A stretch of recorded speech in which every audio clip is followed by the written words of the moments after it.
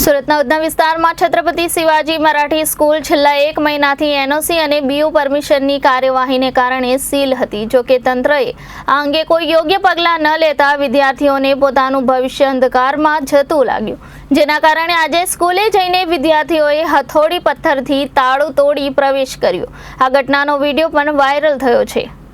સુરત શહેરના તમામ શાળાઓમાં હાલ નવું શૈક્ષણિક કાર્ય શરૂ થઈ ગયું છે, પરંતુ ઉધનાની granted Marathi medium Chhatrapati Shivaji high school હજુ સુધી શરૂ થઈ ન હતી, કારણ કે 1 મહિના અગાઉ ફાયર એનઓસી સહિતના કાગળો ન હોવાથી સ્કૂલના અધિકારીઓ દ્વારા સ્કૂલને સીલ મારવામાં આવી હતી।